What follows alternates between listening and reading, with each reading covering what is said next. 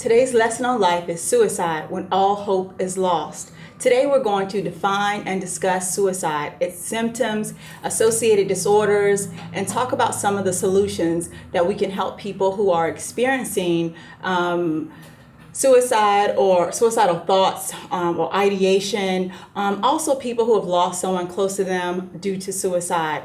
I would like you to welcome to the show Dr. Sharonda Farrow, psychologist at Western Tidewater Community Services Board. I want to say that again, the welcome part. Okay. Welcome Dr. Sharonda Farrow, psychologist at Western Tidewater Community Services Board. Good morning. Thank you. Thank you. Thank you for being here. I want to talk to you about a few things this morning. I'm so excited that you're here. But first, I would like you to tell folks a little bit about your role at Western Tidewater Community Services Board. Okay. Well, I'm the clinical administrator of our Child, Family, and Community Wellness Services. So that includes a gamut of things, including outpatient services, family therapy and services, prevention services.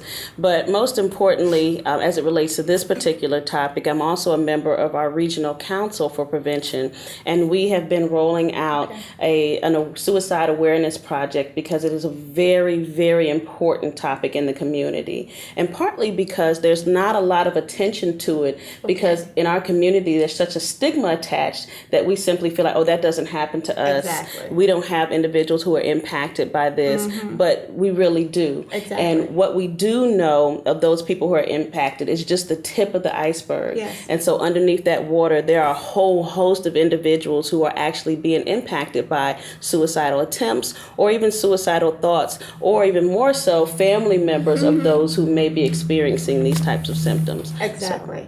And over this month, we're going to talk to family members. We're going to talk to different people, different mental health people, just talking to them about their sort of stance on suicide. But we're going to look at it from different aspects. And I want to, again, thank Dr. Farrow for being here, but also because she is the person behind this show today, because she wanted to bring awareness to suicide. And so, again, I want to thank you for doing that for our community, for our public, because I think people don't understand how important it is. So I was going to talk to you a little bit more about that awareness, but we'll cover that as well. Okay.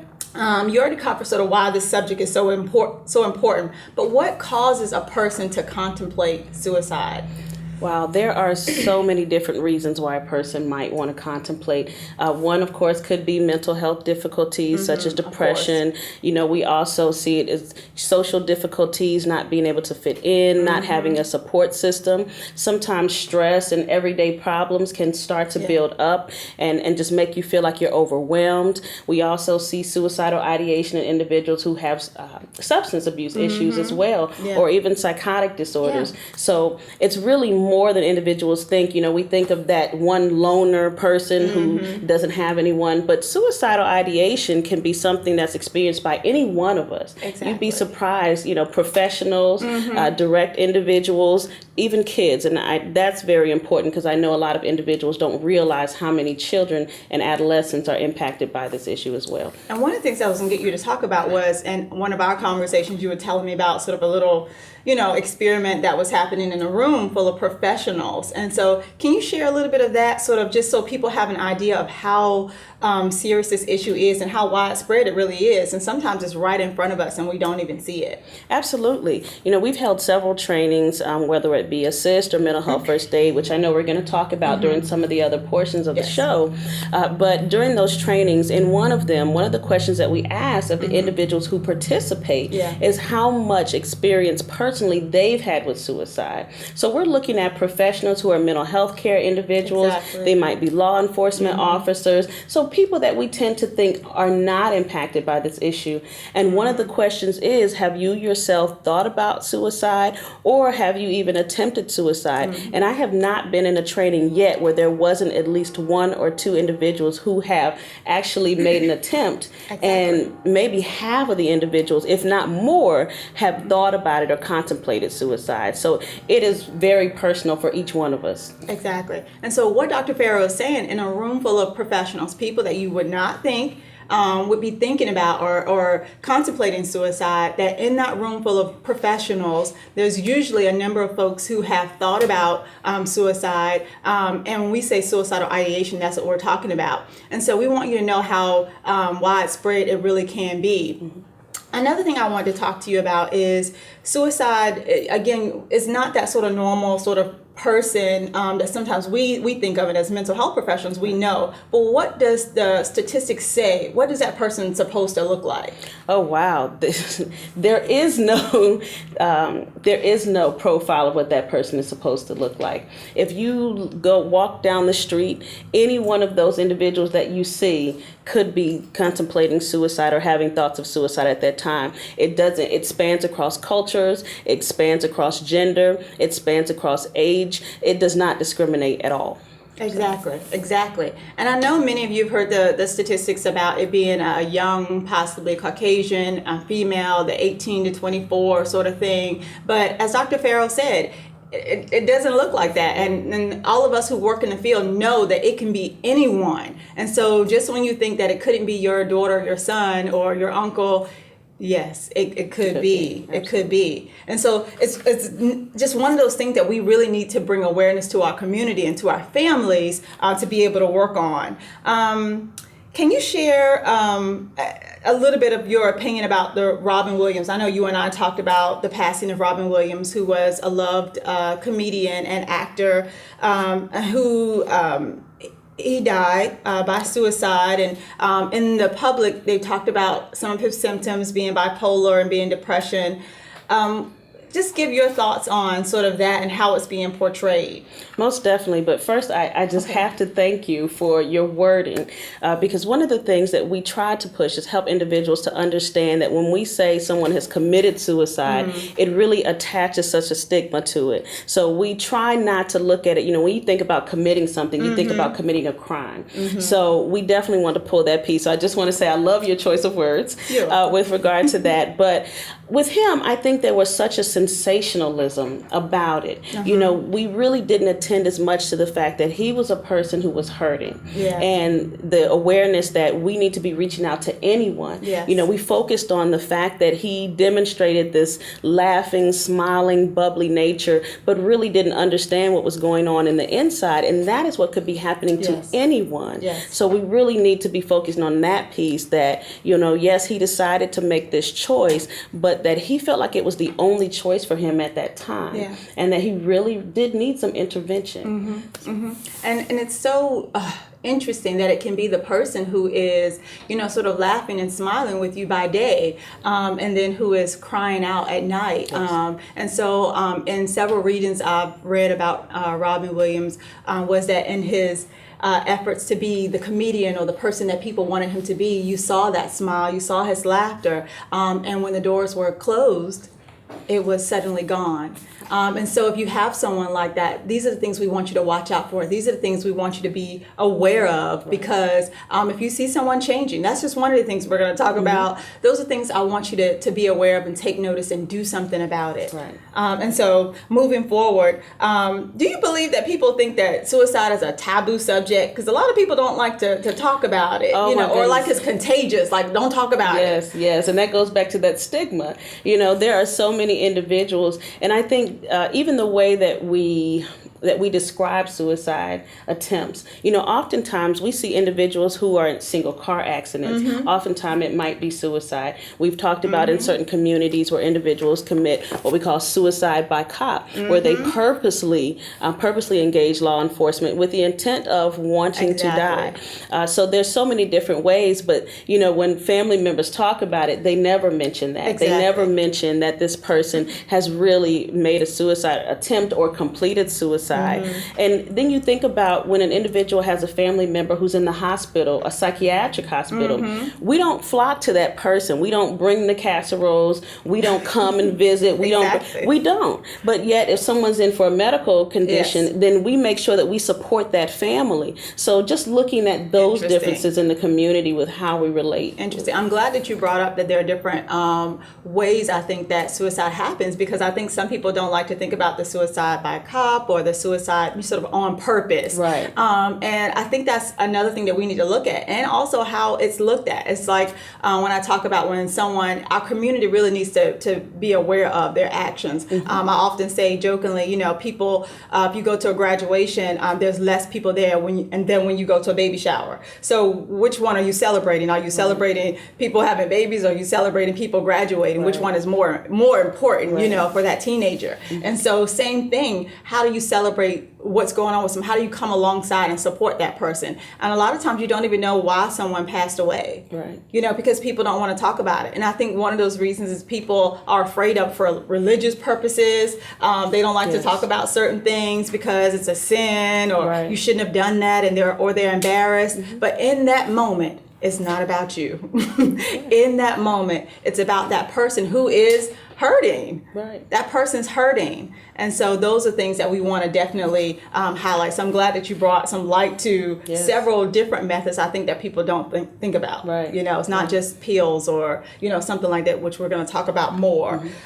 We know that depression and anxiety, as we talked about with Robin Williams, or a couple of things that influenced sort of his mental issues. But do you find that they're also associated with suicide, or people who are experiencing suicide, or can it look like it's depression and anxiety when in fact someone is truly lost hope?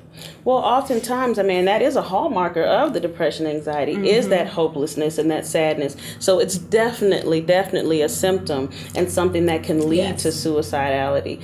So we need to be looking out for that when we see those changes, when we see someone who is having difficulty. And part of it is that we're just afraid. Exactly. We have anxiety about just asking because we're afraid to know what that answer is. Exactly. So we've got to move past that as well, so that we can figure out what's going on, so that we can usher them into the most appropriate treatment, even if we're not that one. Exactly. So exactly. I think that's very beautifully said, because as you were saying, hopelessness is one of those elements of depression that is really important. It's that key element that we're all trained to look out for. And once a person loses hope, which is what I'm going to talk about next, you really want to be on that person. You really want to seek help for them, get them the help they need, even if it's not you, but definitely give them some encouragement and don't leave their side. We're trained to stay with the suicidal person until they feel better. And I ask all of you to do the same, because even if you just think it's just anxiety or it's just depression, you don't know. If a person tells you that they're thinking about suicide, we want you to take it serious. Is there anything else you'd like to add to this topic, or share with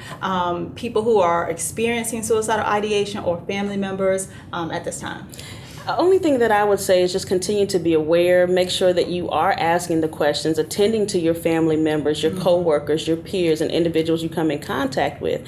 And again, like I said, sometimes we're so afraid to ask that question of what's going on, because we don't know, we don't want to offend them. And they say that, no, there's nothing wrong with me. But then we're also afraid that they might say, yes, there is. So I always say it's better to ask the question, because if something should happen, then it's definitely going to weigh on you. So it's always better to provide more support than none. Yes. Dr. Sharonda Farrell, thank you so much for being on the show. Thank you. Don't go away. Dr. Farrell is going to provide some community resources in just a little bit, so stay tuned, because we have more from Dr. Farrell. Thank you again for joining us on It's Life Changing.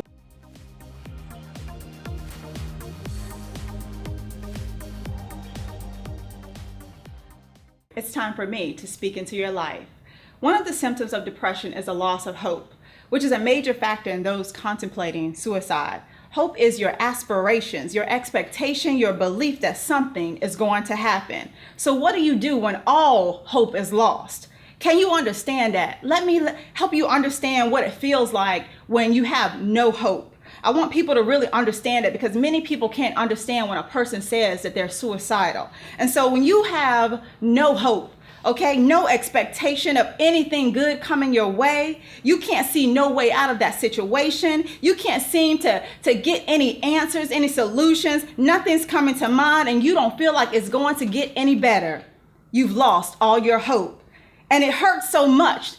It hurts so much that you feel like you've been kicked and beaten. You feel beaten down. Something is holding you back. Something is holding you down. And just when you feel like you've been physically defeated, your mind tells you it's all over, you've lost. Just give up. When all hope is lost, So what do when all your hope is lost? I came up with this acronym that I want you to have. HOPE. The H stands for hallelujah. I need you to raise your hands. I need you to stomp your feet. I need you to pray and praise, because when you're down that low, I need you to find the God in you. I need you to pray and praise until you get your life back in you, because just when you feel like it's draining out, I need you to find something on the inside that's going to pull you back up. The O stands for optimism and faith. When you're down that low, I need you to find your optimism, your belief, because that depression will leave you pessimistic. That depression will leave you feeling like there's nothing good about the world. There's nothing happening good around you. Nobody loves you. Nobody cares. But I need you to find your optimism that is going to work out. I need you to find your belief. Okay, I need you to find something good, even when you can't see it. We all know. We all know about faith. We hear it all the time. I want you to understand, I read this little something that says, faith is like taking that one step at a time, even when you can't see the whole staircase. I just want you to take a step. Even though you're not walking, you don't see where the staircase is taking you, I want you to take that first step. It may be really hard to see the whole picture. It might not make sense because you don't see any way, but I need you to take that first step. The P stands for pushing through. I don't know about you and if you've ever had to push through anything, but I need you to understand when you're that low that you need to push through some things. It might not feel good. It might not feel like you got the energy to do it, but I need you to push through that pain, push through that embarrassment, push through that loss, whatever it is you're going through. I need you to push through. I call it my fight. The E stands for energy. I need you to find some, because when you're that low, you lose your energy. I need you to get up and take a bath. I need you to wash your face. I need you to find a friend, a colleague, or somebody to talk to, because what you'll do is isolate. And that only reinforces that you're alone. And baby, I need you to know that you are not alone. Don't isolate. Don't put yourself in a place where you're all alone and nobody is there for you, because you're not answering the phone. You're not answering the door. You're not talking to people at work. You're passing by people. You're not even making eye contact. Sometimes we can make ourselves alone because we put ourselves in those situations. But don't isolate, because you're not alone. Find the energy to find life. I want you to know that you're not alone and that there are people that love you and people that care about you. Find the resources that you need and know that many of us, if you were to ask us, we'd say, we're glad that you're here. And I need you to remember that. When you have hope, I want you to know life is still not perfect. It's just life. But I want you to know that you do have the fortitude to make it through, the ability to appreciate the good things in life, that hope truly is life, that it's joy, it's life-changing, it really is. It gives you something to hold on to, and it changes everything. I want you to know how important hope is. I love you today. God bless you. We'll see you next time on It's Life-Changing.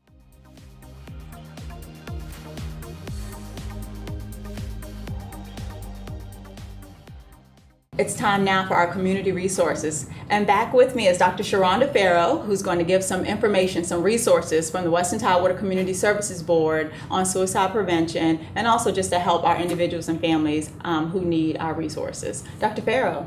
Well, thank you. I definitely wanted to provide some information from our board. We're our Community Service Board, which is a public entity that provides services to all of our communities. So I'm going to let you know that our email address or our web address is www.wtcsb.org, and that stands for Western Tidewater Community Services Board.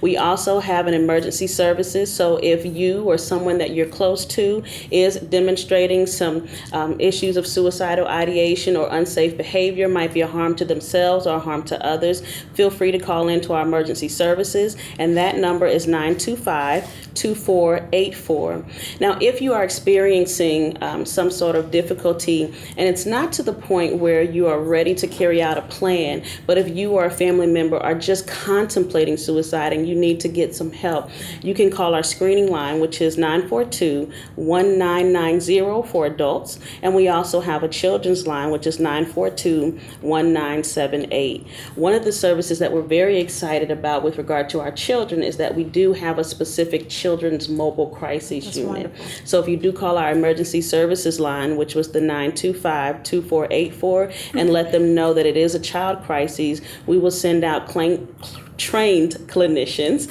who are able to provide services to our children who are demonstrating some difficulties and possibly contemplating suicide or harm to themselves or others. So I'm excited about that. That's wonderful. And of course, that's in the Western Tidewater region, but we have CSBs all across the Virginia area, the entire viewing area, Chesapeake, Norfolk, Portsmouth, Eastern Shore, Williamsburg, Richmond, all across Hampton, Newport News, just everywhere. Any area that you're in, there is a community service board that is available. So I would just encourage you to find out what their information is. All of us have emergency services and the same types of services to provide for the communities.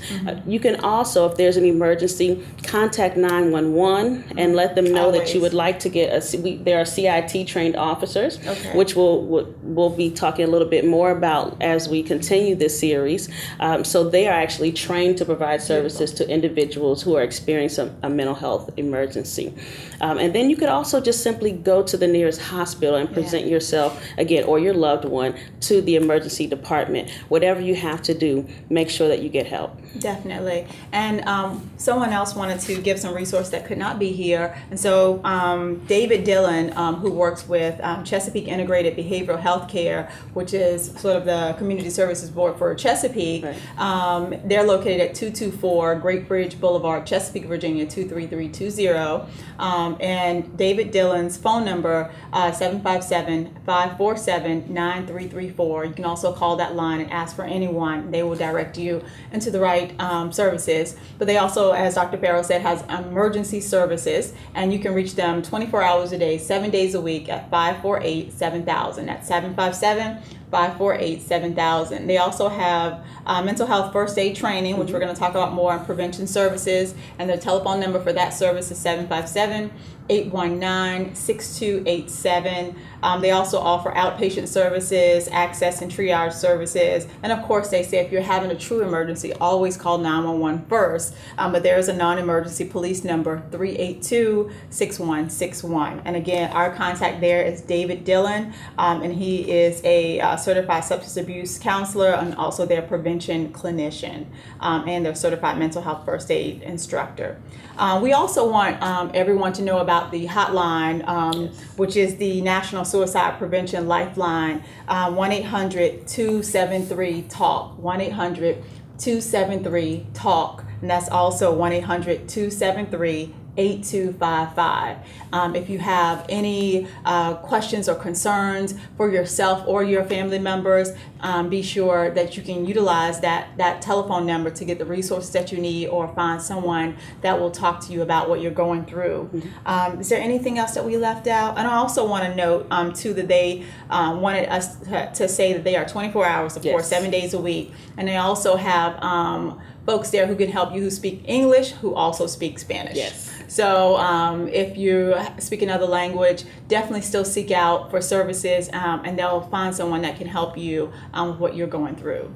Anything else that you'd like to add? All I would say is definitely some great resources, and as we continue, there'll be more throughout the series. But each of our service boards, I do want to mention that I left out Middle Peninsula, Northern Neck, so I can't leave them out as well, because we are all a part of a fantastic coalition that's working together, our regional council, to provide suicide prevention and awareness services. So each of our areas are going to be providing mental health first aid training, assist training, and just other area community awareness type activities. Of course, this would be one of them to help you all to understand how important this is in our community. And then I would just mention that September is our Suicide Prevention Awareness Month. So we all participate in the Suicide Walk, and there'll be some more information about that as the series continues as well. Wonderful. Thank you, Dr. Farrow. Again, you've done a wonderful job. We want to thank you so much for joining us on this series. I hope that you have a little bit more peace in your life. And remember that peace is not about sort of walking through this world without any trouble, hard work, or noise. It means walking in the midst of those things and still being calm in your heart. Thank you again for watching. It's life-changing.